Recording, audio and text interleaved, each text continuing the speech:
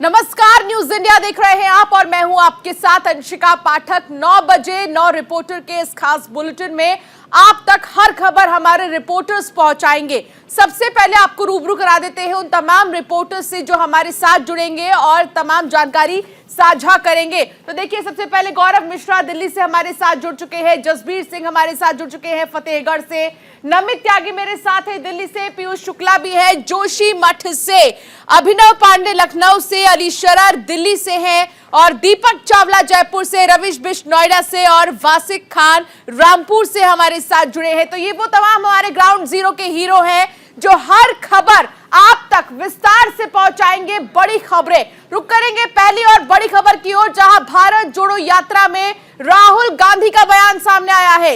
हर जगह भारत जोड़ो यात्रा को समर्थन मिल रहा है। ये राहुल गांधी ने कहा है ये एकता और भाईचारे का देश है। एकता और भाईचारे को बढ़ावा देने के लिए यात्रा शुरू की है। देश का हर किसान हमसे ज्यादा चलता है। बेरोजगारी, महंगाई, देश के बड़े मुद्दे, हम बेरोजगारी महंगाई की बात करते हैं। बीजेपी देश में नफरत फैला रही है, ये राहुल गांधी ने कहा है पंजाब से। बीजेपी ने देश का माहौल बिगाड़ा है, ये राहुल गांधी ने कहा। तो राहुल गांधी की तरफ से कहा जा रहा है कि देश में सबसे बड़े मुद्दे, देश का जो सबसे बड़ा मुद्दा है वो महंगाई और बेरोजगारी है।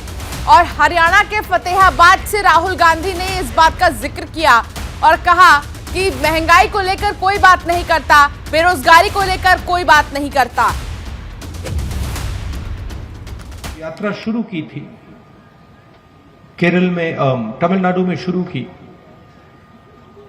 हमारे जो प्रेस के मित्र हैं, मित्र कह देता हूं मगर हमारी बात तो रखते नहीं है कभी। प्रधानमंत्री का चेहरा दिखाते हैं 24 घंटे, बेरोजगारी की बात नहीं रखते, महंगाई की बात नहीं उठाते। ये जो बीजेपी के लोग नफरत फैला रहे हैं,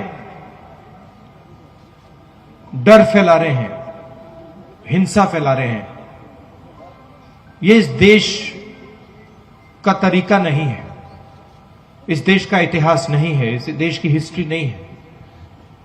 ये देश भाईचारे का देश है, एकता का देश है, इज्जत का देश है, रिस्पेक्ट का देश है। और इसीलिए यात्रा सफल हो रही है। तो शुरुआत करेंगे 9 बड़ी खबरों की। पहली बड़ी खबर, संघ प्रमुख मोहन भागवत का बड़ा बयान आया है। भारत में मुसलमानों को डरने की जरूरत नहीं है, ये मोहन भागवत ने कह दिया है।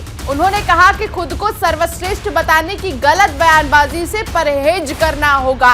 इसके साथ ही उन्होंने कहा कि आज भारत में रह रहे मुसलमानों को कोई नुकसान नहीं है, हिंदू हमारी पहचान और राष्ट्रीयता है, ये मोहन भागवत ने कहा है।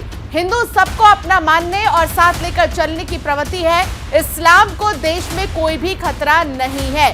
तो संघ प्रमुख मोहन भागवत के मुखपत्र ऑर्गेनाइजर और 5 जन को दिए एक इंटरव्यू में विस्तार से अपनी बात रखी। मोहन भागवत ने यह कहा है कि ये सरल सत्य है कि हिंदुस्तान को हिंदुस्तान ही रहना चाहिए। आज भारत में रह रहे मुसलमानों को कोई खतरा नहीं है, इस्लाम को कोई भय नहीं है। हालांकि इन बयान के मायने क्या है, विस्तार से बताएंगे गौरव मिश्रा जो हमारे साथ जुड़ गए, हमारे सहयोगी। गौरव, बहुत सारी बातें मोहन भागवत ने की, लेकिन उनमें से सबसे बड़ी बात तो यही कि मुस्लिम्स को डरने की जरूरत नहीं है हिंदुस्तान में, क्या है मायने?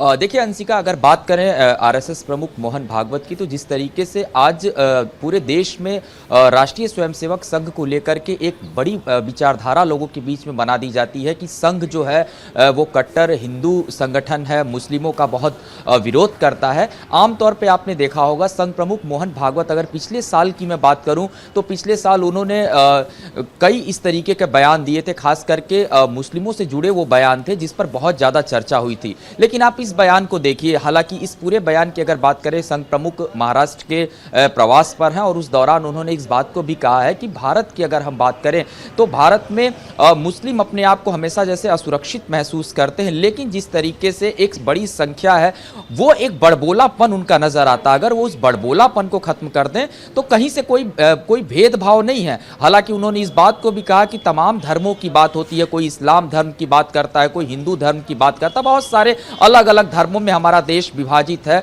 इसीलिए राजनीति भी बहुत ज्यादा होती है। लेकिन भागवत ने यह कहा कि सभी धर्मों को अगर हम किनारे छोड़ दें, सनातन धर्म ही सात्विक है और शुरू से सनातन धर्म रहा है। यानी कि एक बड़ा मैसेज उन्होंने अपने तरफ से देने की कोशिश की है। हालांकि इस मैसेज के बाद से देखिए जो राजनीतिक सरगर्मियां हैं वो निश्चित तौर पर तेज होंगी, क्योंकि एक तरफ संघ को मुस्लिम विरोधी कहा जाता है तो दूसरी तरफ राष्ट्रीय स्वयंसेवक संघ के जो संघ प्रमुख हैं उन्होंने अपने इस तरीके का जो बयान दिया है, इससे निश्चित तौर पे ये बड़ा मैसेज जाता है, खास करके मुस्लिम कम्युनिटी के बीच में। अभी आपने हाल ही में देखा होगा, पिछले साल उन्होंने कई खास करके मस्जिदों के अंदर भी मोहन भागवत गए, कई मौलानाओं से भी उन्होंने मुलाकात किया। पिछले और कुछ दिनों में हमने ये देखा है कि उन्होंने मुलाकात की है तमाम मौलानाओं से, और उसके बाद ये जो बयान आया है मोहन भागवत का, जिस तरीके से मुस्लिम्स को लेकर एक अलग ही विचारधारा जो है लोग क्रिएट करने की कोशिश करते हैं, उन सारे क्रिएशंस पे हम कह सकते हैं कि अब फुल स्टॉप लग गया है। गौरव,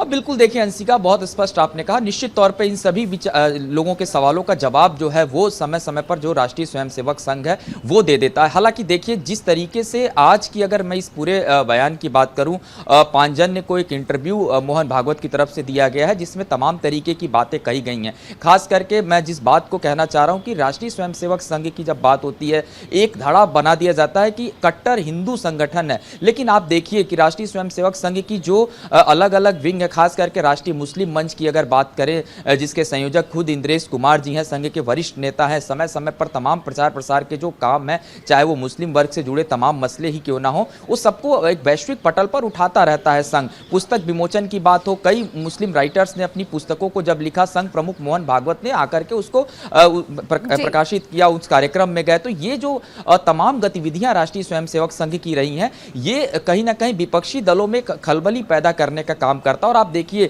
एक तरफ राहुल गांधी भारत जोड़ो यात्रा पे है तो बीच बीच में राष्ट्रीय स्वयंसेवक संघ यानी कि आरएसएस को भी निशाने पे लेते रहते हैं। खुद इस तरीके की जो बयानबाजियां हैं वो होते रहती हैं। हालांकि इस बयान की अगर हम बात करें तो इस बयान के बहुत बड़ा मायने हैं और मायने स्पष्ट है कि देखिए आने वाले दिनों में इस साल में 9 राज्यों में चुनाव हैं और राष्ट्रीय स्वयंसेवक संघ जिस तरीके की तैयारी करता है, जिस तरीके के उसके बयान निकल करके सामने आते हैं, मुस्लिम वोट बैंक की अगर हम बात करें, तमाम पार्टियों के निशाने पे एक बड़ा मुस्लिम वोट बैंक रहता है और इस बयान से निश्चित तौर पर राजनीतिक सरगर्मियां इसलिए बढ़ेंगी क्योंकि सबको अपने अपने वोट बैंक की चिंता भी होती है। तो क्या संघ मुस्लिमों को साधने में लगा है? गौरव, बहुत शुक्रिया तमाम जानकारी साझा करने के लिए।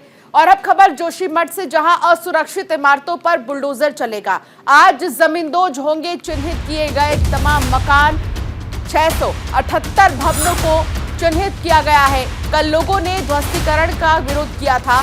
सीबीआरआई की टीम ने सोमवार को मलारी इन और माउंट व्यू होटल का सर्वे किया था। राष्ट्रीय आपदा प्रबंधन समिति ने मंगलवार को जोशीमठ में इमारतों और अन्य ढांचों में दरारें आने की स्थिति की समीक्षा की थी और इस बात पर जोर दिया कि सभी निवासियों को पूर्ण और सुरक्षित निकासी सुनिश्चित करने के लिए तत्काल प्राथमिकता दी जानी चाहिए।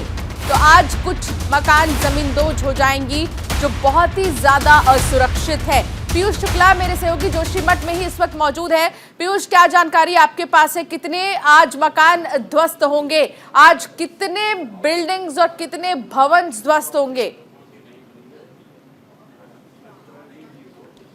अंशिका, सबसे पहले आपको बता दूं कि 2 होटल जिनको कल उनका सर्वे हो गया है, टेक्निकल सर्वे भी पूरा कर लिया गया है, उन्हें ध्वस्तीकरण में लाना है। लेकिन लगातार रात से विरोध, जिस तरह से यहाँ क्षेत्रवासियों का, महिलाओं का और जो उसके नीचे भवन थे उन लोगों का विरोध था कि पहले हमें मुआवजा दिया जाए, उचित मुआवजा दिया जाए, उसके बाद हमें ढंग से कहीं विस्थापित किया जाए और फिर इनको ध्वस्त कर दिया जाए। फिलहाल उन लोगों का कहना है अभी इन भवनों में, इन होटलों में कोई नहीं रह रहा है। लोगों ने होटल भवन इमीडिएट खाली कर दिए हैं। हमें प्रशासन से कोई दिक्कत नहीं, लेकिन सरकार बद्रीनाथ के मास्टर प्लान के तहत हमारा भी मुआवजा तय करे। और इसी बात को लेकर आज आनन फानन में मुख्यमंत्री के सचिव आर मीनाक्षी सुंदरम वो जोशीमठ पहुंचने वाले हैं। 11:30 बजे वो प्रेस वार्ता भी करेंगे, इन लोगों के साथ बातचीत करेंगे।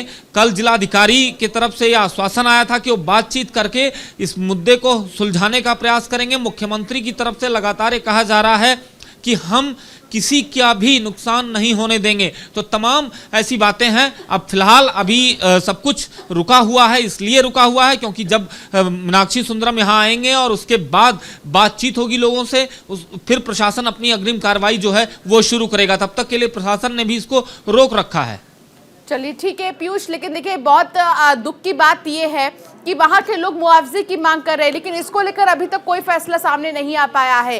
हालांकि कुछ आर्थिक मदद कुछ जगहों पर की गई है उसमें, और मुआवजे के लिए लोग क्यों इतना ज्यादा परेशान हो रहे हैं, इसको लेकर भी आप जरूर जानकारी साझा करें, क्योंकि कुछ लोग का तो ये कहना है कि हमें मुआवजा चाहिए और इस मांग को हर कोई सही समझ रहा है, लेकिन सरकार की तरफ से कहा जा रहा है कि हमने आर्थिक मदद तो दी है। सबसे बड़ी बात है कि अंशिका, जिसका घर यहाँ पर जमींदोस्त हो रहा है, जिसके होटल जमींदोस्त हो रहे हैं, उसके पास आगे के रोजगार के लिए कोई संसाधन नहीं रह जा रहा है। लिहाजा उनका कहना यह है कि अगर हमारा रोजगार छीन रहा है, हमारा घर छीन रहा है, तो कम से कम हम नया घर बना सकें, ये मुआवजा हमें मिलना चाहिए, ये हमारा राइट है। और इसी के लिए वो कल रात में, इस सर्द रात में, जबकि इस वक्त यहाँ जोशीमठ का जो तापमान है वो लगातार गिर रहा है क्योंकि बारिश के आसार हैं, पहाड़ों पे बर्फ गिर रही है। जोशीमठ में ध्वस्तीकरण से पहले एक बड़ी खबर सामने आ रही है। मौसम विभाग ने बारिश की संभावना जाहिर की है, हल्की बर्फबारी की भी संभावना उत्तरकाशी में जताई गई है। चमोली, पिथौरागढ़ में बर्फबारी की आशंका जाहिर की गई है। देहरादून, टिहरी, रुद्रप्रयाग में बारिश की संभावना है। पीयूष भी हमारे साथ लगातार जुड़े हैं। पीयूष, मौसम का मिजाज क्या बदल रहा है? बिल्कुल अंशिका, मौसम का मिजाज यहाँ बदल रहा है और मैं चाहूंगा अपने कैमरा पर्सन से तस्वीरें जरा साझा करें। यहाँ पर पहाड़ों पर आप देख सकती हैं साफ चोटियों पर बर्फबारी जो है वो शुरू हो चुकी है। रात में ही यहाँ पर मौसम जो है वो एकाएक बदला और उसके बाद से पहाड़ों पर आपको साफ बर्फ दिखाई पड़ेगी।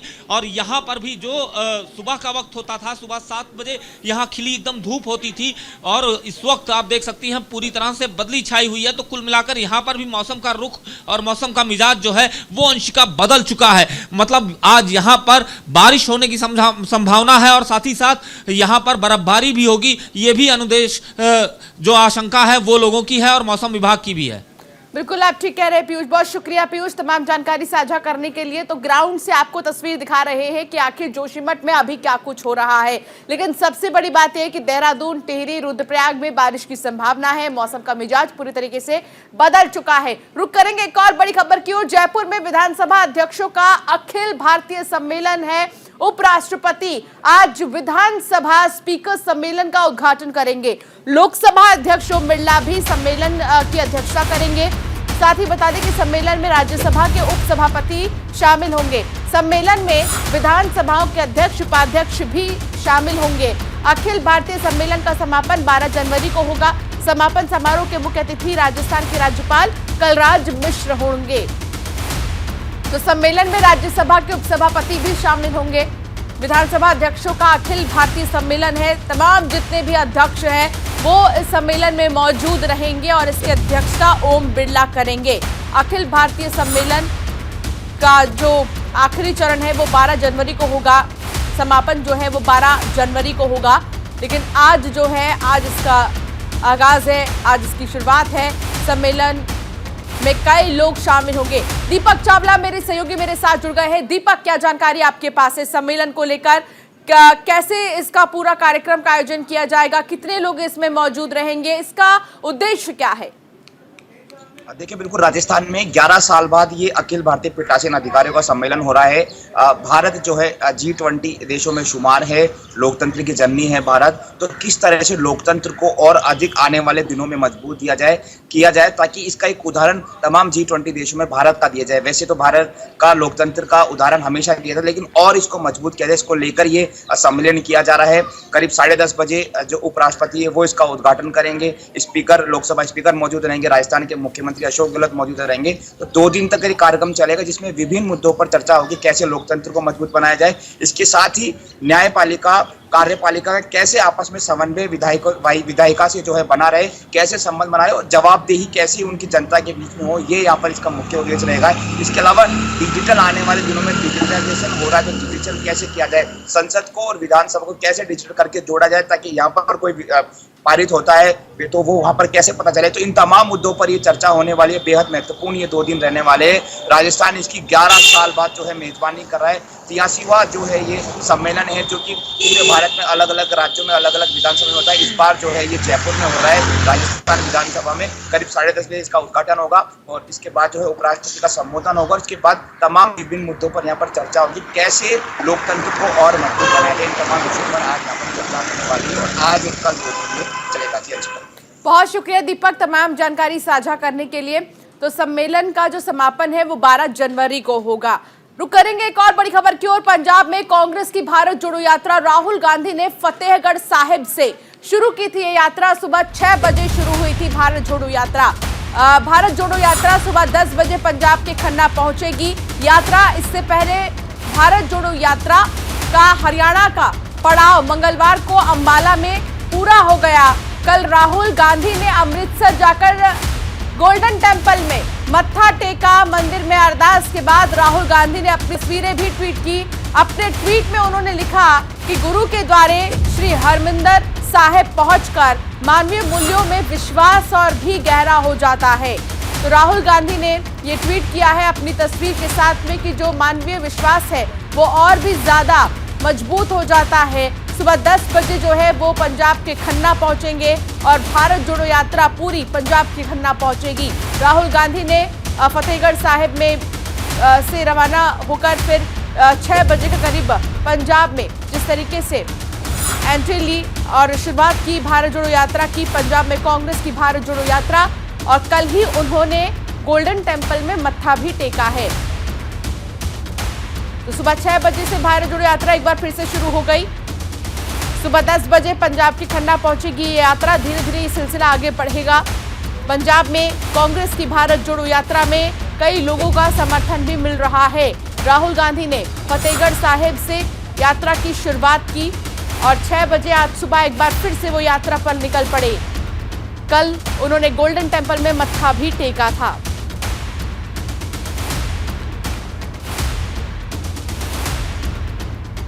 तो यात्रा अब तक तमिलनाडु, कर्नाटक, आंध्र प्रदेश, तेलंगाना, राजस्थान, हरियाणा से होते हुए पंजाब पहुंची है।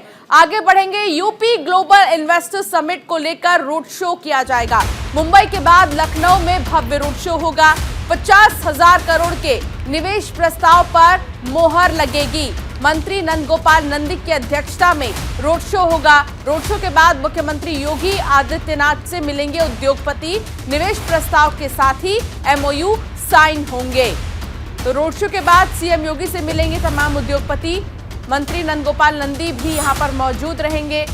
ग्लोबल इन्वेस्टर समिट में शामिल होंगे कई सारे निवेशक और यहां पर व्यापार को बढ़ावा देने के लिए, बिजनेस को बढ़ावा देने के लिए ये जो है रोड शो भी किया जाएगा, ताकि इस इन्वेस्टर समिट के बारे में अच्छे से बताया जा सके। अभिनव पांडे हमारे साथ जुड़ गए हैं। अभिनव, क्या जानकारी आपके पास इन्वेस्टर समिट को लेकर? क्या खास होगा, किन चीजों पर फोकस रहने वाला है इस बार के समिट में? देखिए, बिल्कुल मैं बता दूं कि पिछली बार जो 2018 में 18-19 में इन्वेस्टर समिट हुआ था, उसके बाद से जो है उत्तर प्रदेश सरकार काफ़ी उत्साहित है। और पिछले दिनों मुंबई में आपने देखा कि किस तरह से जो है एक रोड शो हुआ था, जिसमें कि आप उत्तर प्रदेश के मुख्यमंत्री, इसके अलावा जो है industrial development minister Nand Gopal Gupta और कई ऐसे अधिकारी और मंत्री बॉम्बे गए हुए थे। वहाँ पर उद्योगपतियों से उन्होंने मुलाकात की थी, फिल्म जगत के लोगों से, जो प्रोड्यूसर हैं, डायरेक्टर हैं, उनसे मुलाकात करी थी और उत्तर प्रदेश में कैसे बढ़ावा दिया जाए, चाहे फिल्म उद्योग को, चाहे अलग कंपनियों को इन्वेस्टमेंट के तौर पे। आज उसी क्रम में देखा जाए तो उत्तर प्रदेश के जो इन्वेस्टर है उन लोगों का एक रोड शो होगा नंद गोपाल गुप्ता नंदी की अध्यक्षता में।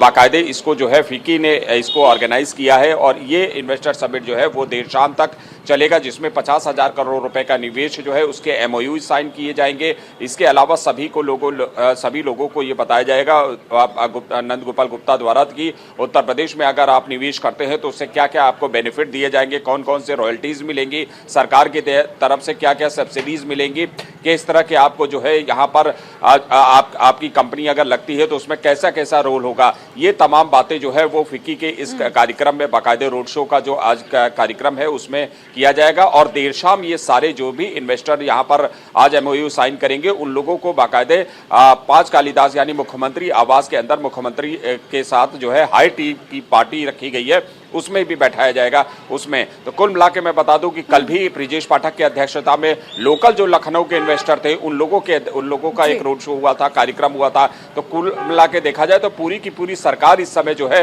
वो इन्वेस्टमेंट लाने में है। अलग अलग विभाग जिनके पास भी हैं, जो डिपार्टमेंट है उसमें कितना निवेश यहाँ पर हो पाए, इस पर सभी मंत्री जुटे हुए हैं। और ऐसे में जो है जो इन्वेस्टर समिट 11-12 को फरवरी को होना है उत्तर प्रदेश की राजधानी लखनऊ में, जिसमें प्रधानमंत्री भी रहेंगे और इसका समापन खुद महामहिम राष्ट्रपति वो करेंगी, इसका समापन करेंगी। तमाम केंद्रीय मंत्री यहाँ पर होंगे। अभिनव, बहुत शुक्रिया तमाम जानकारी साझा करने के लिए।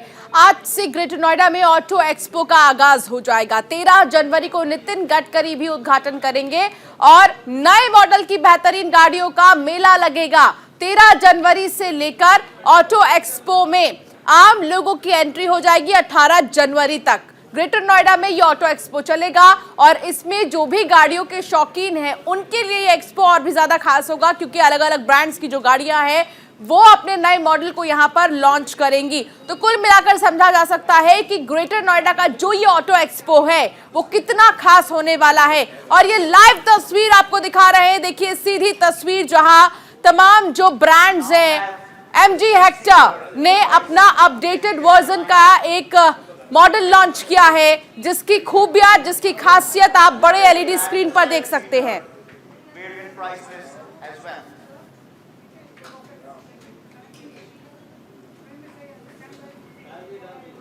With the next gen MG Hector, we will introduce Savvy Pro variant, which is equipped with तो तस्वीर आपको दिखाएंगे कौन कौन सी गाड़ियां लॉन्च हो रही है। बने रहिए आप हमारे साथ, एक छोटे से ब्रेक के लिए रुकेंगे, फौरन हाजिर होंगे। और चलिए ब्रेक के बाद एक बार फिर आपका स्वागत है। बात करेंगे ग्रेटर नोएडा में ऑटो एक्सपो की, जिसका आगाज हो चुका है। 13 जनवरी को नितिन गडकरी उद्घाटन करेंगे। नए मॉडल की जो बेहतरीन गाड़ियां हैं उनका मेला लगेगा। 13 जनवरी से ऑटो एक्सपो में आम लोगों की एंट्री होगी और 18 जनवरी तक ये ग्रेटर नोएडा में ऑटो एक्सपो चलेगा।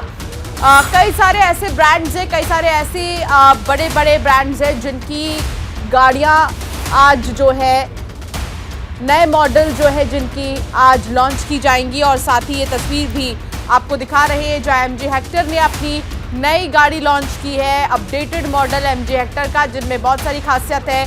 13 जनवरी को नितिन गडकरी उद्घाटन भी करेंगे और उसके बाद से ही आम लोगों के लिए जाने की इजाज़त होगी। 11 बजे से 7 बजे तक प्रवेश मिलेगा। 14 से 17 जनवरी तक ऑटो एक्सपो रात 8 बजे तक चलेगा। पहले 2 दिन सिर्फ मीडिया और कारोबारी प्रवेश कर सकेंगे। रवीश मेरे सहयोगी मेरे साथ जुड़ गए हैं जो इस वक्त वहां पर मौजूद है। रवीश, आप वहां पर मौजूद हैं। नए ब्रांड्स जो हैं वो अपनी नई गाड़ियों को लॉन्च कर रहे हैं, पुराने ब्रांड्स भी अपने अपडेटेड गाड़ियों को लॉन्च कर रहे हैं। क्या खास हो रहा है वहां पर? देखिए, आज फर्स्ट डे ऑटो एक्सपो का, लेकिन ये जनरल पब्लिक के लिए नहीं है, ये for the business person and for the आज ओपन किया गया। तो फर्स्ट डे है, जब हम पहुंचे हैं यहाँ पे, जो फर्स्ट पवेलियन ओपन हुआ मारुति सुजुकी का था अंशिका।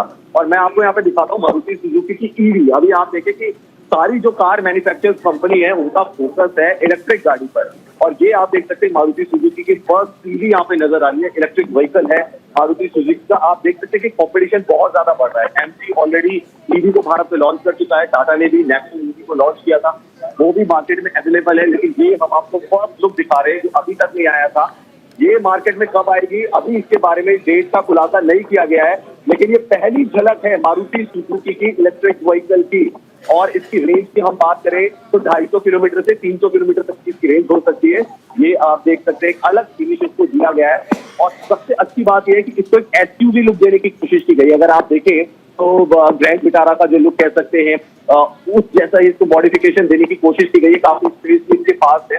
इस कार की अगर हम बात करें, एक अलग लुक है। और अगर हम अंशिका की बात करें, अगर आप देखें ग्लेसर जो लुक होता है कार का, वो इसका लुक है। आगे का भी आप देख सकते हैं, फ्रंट को भी काफी अच्छा से बनाया गया है। बॉडी जो है इसकी वो काफी दमदार नजर आ रही है, सिल्वर लुक जिसे हम कह सकते हैं वो दिया है। तो ईवीज की अगर बात करें तो वो मारुति सुजुकी ईवी यानी कि इलेक्ट्रिक कार की जो सेगमेंट है उसमें अब आने वाली है। और ये फर्स्ट पवेलियन यहाँ पे जो ओपन हुआ है मारुति सुजुकी का, वो हमने आपको दिखाया। अंशिका, बिल्कुल, और भी कई सारे ब्रांड्स आई गेस होंगे वहां पर जिन्होंने अपने नए मॉडल को लॉन्च किया। एक बार एक्सप्लोर करने की कोशिश कीजिए वहां पर रवीश की आखिर कैसे वहां पर तैयारियां की गई हैं, कैसे वहां पर पूरा सेटअप किया गया है, क्योंकि जो लोग चाहते हैं, जो लोग गाड़ी के शौकीन हैं, वो ये चीज देख सकेंगे। जी हाँ बिल्कुल अंशिका, ये फर्स्ट पवेलियन मैंने आपको दिखाया था मारुति सुजुकी का, जो कि सबसे पहले ओपन हुआ यहाँ पे। इसके हम आगे चलते हैं, मारुति सुजुकी की कुछ और गाड़ियां हैं वो भी मैं वाली जो है मैट्रिक टच दिया गया नजर आ रहा है। अगर आप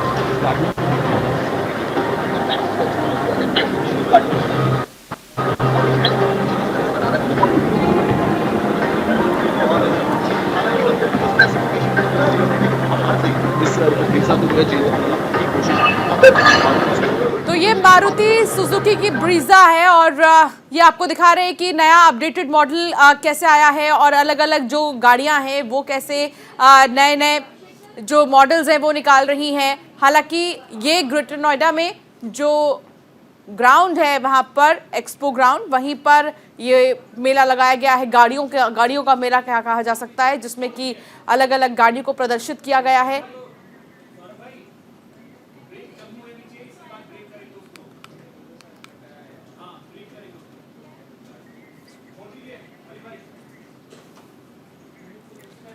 और इस बीच रुक करेंगे एक बड़ी खबर की ओर। जम्मू कश्मीर के माछिल इलाके में हादसा हुआ है। हादसे में 3 जवान शहीद हो गए हैं। ट्रैक पर बर्फ गिरने से गहरी खाई में फिसल गए हैं जवान। शहीद तीनों जवानों के शव निकाल लिए गए हैं। तो ये दुखद खबर है कि 3 जवान शहीद हो गए हैं हादसे में। हादसा हो गया है, ट्रैक पर बर्फ गिरने से गहरी खाई में जवान फिसल गए, अपने आप को नहीं बचा सके।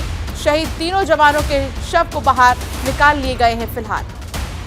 तो जम्मू कश्मीर के माछिल इलाके में यह हादसा हुआ है और हादसे में 3 जवान शहीद हो गए हैं। ट्रैक पर बर्फ गिरने से गहरी खाई में जवान फिसल गए हैं और शहीद तीनों जवानों के शव बाहर निकाले गए हैं।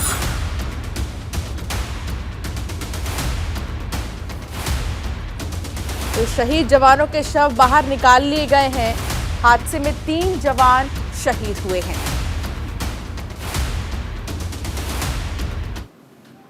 वहीं दिल्ली आबकारी नीति से जुड़ी एक बड़ी खबर मिल रही है। आबकारी नीति मामले में दायर याचिका पर सुनवाई होगी। सीबीआई की ओर से दायर याचिका पर सुनवाई होगी और आबकारी नीति के मामले में लगातार जो है जांच जारी है। लेकिन इस बीच आपको बता दें महत्वपूर्ण खबर, आबकारी नीति मामले में दायर याचिका पर आज सुनवाई होगी और सीबीआई की ओर से दायर याचिका पर आज सुनवाई होनी है।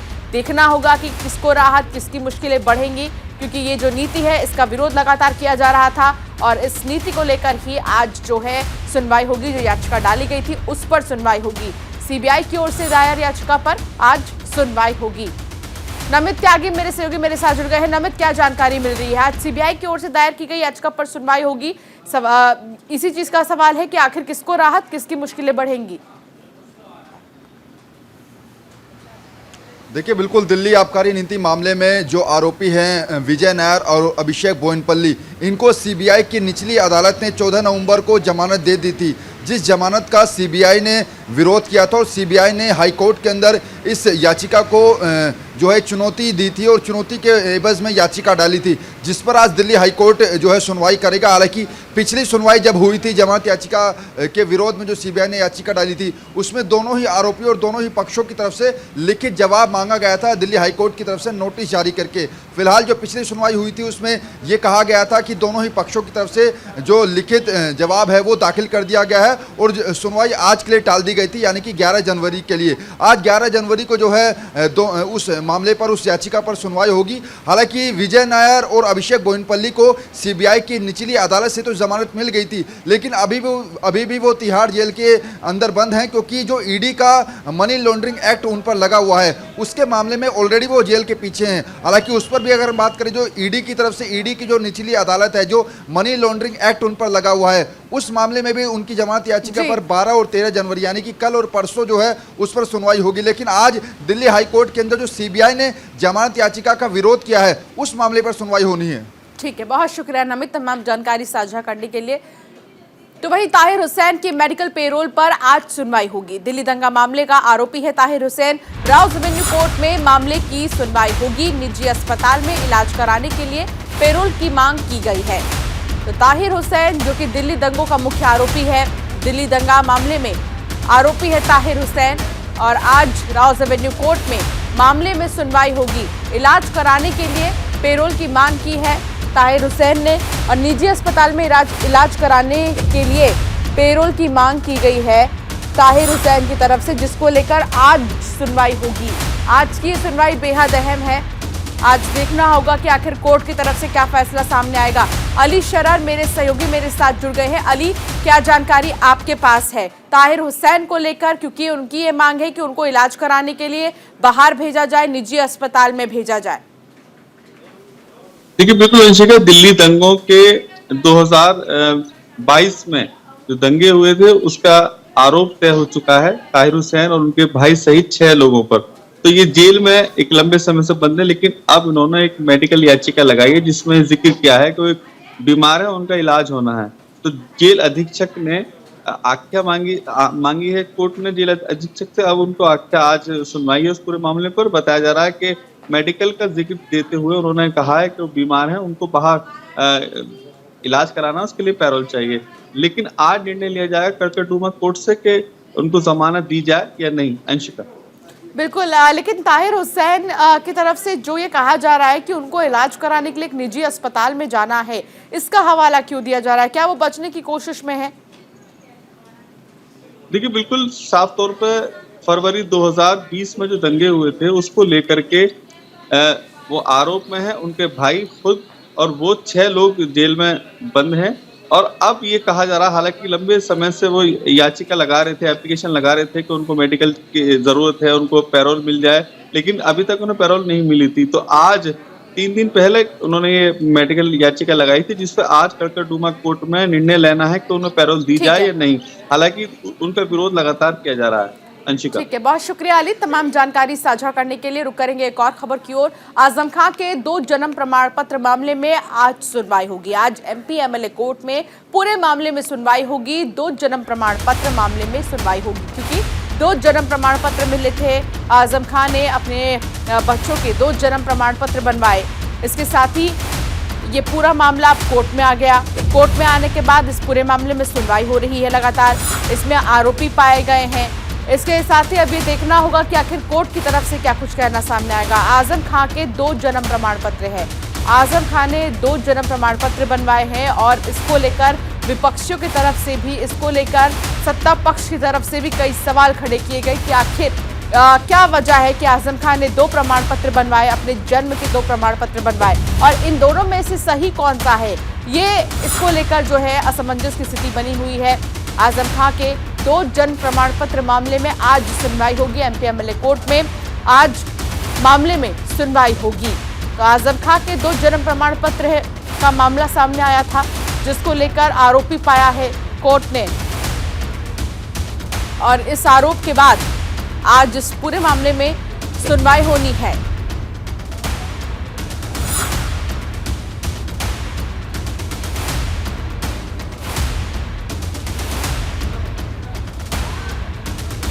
तो एमपी एमएलए कोर्ट में सुनवाई होगी आजम खां के 2 जन्म प्रमाण पत्र को लेकर, और आज निश्चय लिया जाएगा कि आखिर कौन सा प्रमाण पत्र सही है। सबसे पहले तो यही सवाल किया जाएगा कि आखिर 2 जन्म प्रमाण पत्र में से कौन सा सही है, और आखिर ऐसी क्या नौबत आ गई थी कि 2 जन्म प्रमाण पत्र बनवाना पड़ा।